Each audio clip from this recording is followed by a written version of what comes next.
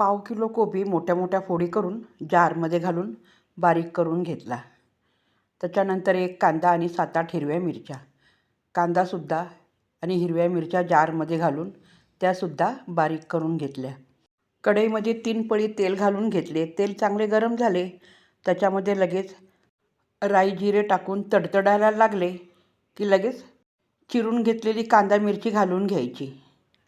कांदा अळणीनं परतून घेता थोडेसे मीठ घालून परतून घ्यायचा.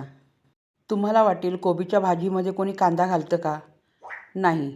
बटाटा असल्यामुळे म्हणून मी एक कांदा चिरून घातला. आले लसूण पेस्ट घालून घ्यायची. आले लसूण पेस्ट नसेल तर किसून घाला.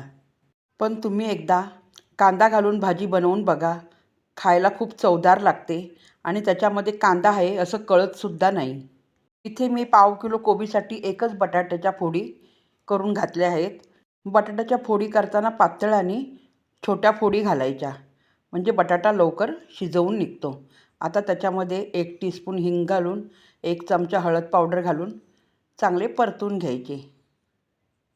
चांगले परतून घेतल्यानंतर कोबी घालायच्या अगोदर बटाटा शिजविण्यासाठी त्याच्यावर 1.5 मिनिट झाकण ठेवून द्यायचे. काही वेळेला काय होतं, जुना बटाटा असेल तर लवकर शिजत नाही. 1.5 मिनिटानंतर झाकण काढून घ्यायचे. 30% तरी बटाटा शिजवून निघतो. आता त्याच्यामध्ये वरतून कोबी घालून घ्यायची. चवीनुसार मीठ घालून पूर्ण भाजी चांगली परतून घ्यायची. कोबी चिरून घ्यायच्या आधी धुवून चिरून घेतला त्याचे पाणी नाही उतरत आणि चिरून त्याच्यानंतर कोबी धुवून घेतला तर त्याचे पाणी उतरते. आता पूर्ण भाजी छान परतून घेतल्यानंतर मंद आचेवरती याच्यावर झाकण ठेवून द्यायचे 2 मिनिट. भाजी खाली लागता कामा नये तर पुन्हा एकदा त्याचे झाकण काढून पुन्हा एकदा भाजी खालीवर करून व्यवस्थित परतून घ्यायची म्हणजे कुठे कच्ची राहणार नाही.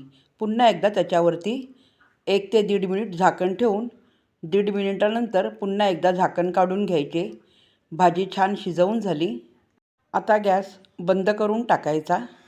अशी ही 10 मिनिटाच्या आत कोबी बटाटा भाजी तुम्हाला कशी वाटली मला कमेंट्स करून सांगा. रेसिपी आवडल्यावर लाईक, शेअर आणि सबस्क्राईब करा.